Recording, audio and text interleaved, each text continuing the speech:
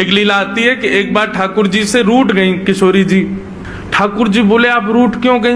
बोले ये नीली नीली मणि आप जो पहन करके आए हो, इसमें एक गोपी का चित्र दिखाई दे रहा है मुझको। ये कौन है? हमसे हूँ रूप गुण सुंदर, ये तो हमसे भी ज्यादा सुंदर है। इसके नेत्र तो देखो कितने प्यारे नेत्र हैं इसके। ठाकुर जी की मणि देख करके श्री जी कह रही हैं, इसकी मुस्कान तो देखो, पता नहीं कहां से तुम्हारे चक्कर में पड़ गई काले कलूटे, ये देखो कितनी प्यारी है। कौन है ये? इसके बारे में मुझे बताओ।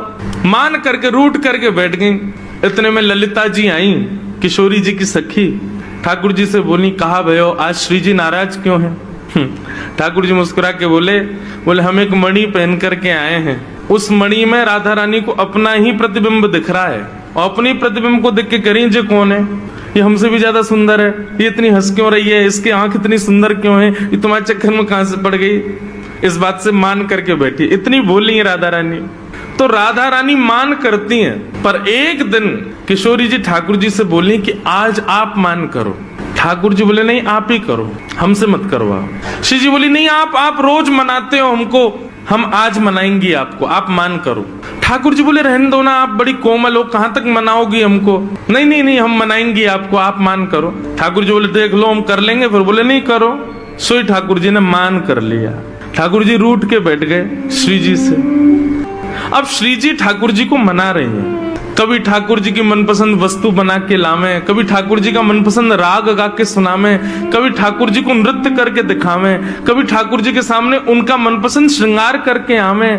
सब प्रकार से श्री जी ने मनाने का प्रयास किया, लेकिन ठाकुर जी नहीं माने।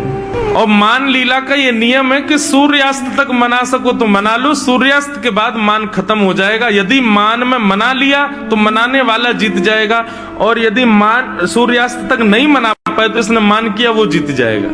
कैसा प्रेम है। सूर्यास्त हो गया महाराज, सूर्यास्त होके श्री जी आके बगल में बैठ गए। बोले ठीक है हम हार गए, अब मान छोड़ दो। लेकिन ठाकुर जी बिना कुछ बोले मान में ही चले गए।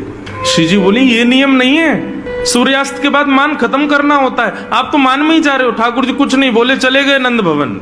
श्री जी को रात भर नींद नहीं आई। बोले कि ऐसा कैसा मान किया कि रात में बात भी नहीं करके गए। दूसरे दिन फिर ठाकुर जी गौचारण के लिए आए। श्री जी आई, ठाकुर जी अब भी मान में ही बैठे थे। श्री जी बोली देखो ये बहुत ज्यादा हो रहा है, आप कल से मान करके बैठो, रात में बात भी नहीं करके गए और अभी भी मान कर रहे हो। फिर श्री जी मनाने लगी, ठाकुर जी फिर नहीं माने, और रात में फिर बिना बात किए चले गए। 2 दिन हो गए, अब तो श्री जी से सहन नहीं हुआ।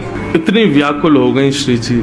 कल तीसरा दिन है, कल अंतिम प्रयास करूंगी, यदि नहीं माने तो मैं यमुना जी में जल समाधि ले लूंगी। और तीसरे दिन श्री जी मनाने लगी, ठाकुर जी फिर नहीं माने। सो श्री जी उठ करके यमुना जी के तट पर चली गई। जैसे ही श्री जी के नेत्रों का अश्रुबिंद आकर के यमुना जी के जल में एक बूंद गिरा, यमुना जी का संपूर्ण जल लाल पड़ गया। यमुना जी प्रकट हो गई। हे श्यामा जी, आपको किसने विरह दिया? इतनी वेदना आपके हृदय में हो रही है। अभी आपके अश्रुबिंद का ताप इतना था, इतना ताप तो हमारे भैया यमराज नहीं देते किसी को नरक में, जितना ताप में आप हो इस वक्त। आप बताइए तो सही, किसने दिया आपको ये? श्री जी थोड़े भाव में बोली, तुम्हारे श्याम सुंदर मान करके बैठे 3 दिन हो गए, रीझ नहीं रहे। यमुना जी बोली हाँ श्री जी को श्रम करा रहे हैं, रुको मैं बताऊं इन्हें। तो यमुना जी गई महाराज, और ठाकुर जी जैसी पीताम्बरी, ठाकुर जी जैसा श्रृंगार, ठाकुर जी जैसा मुकुट, ठाकुर जी जैसे बिल्कुल कानों में कुंडल, ठाकुर जी जैसे बिल्कुल डिट्टो कड़ूला, ठाकुर जी जैसी वंशी, ठाकुर जी जैसा श्रृंगार। और श्रृंगार करके जैसे ही यमुना जी आई, श्री जी देख कर अरे श्याम सुंदर आप मान गए?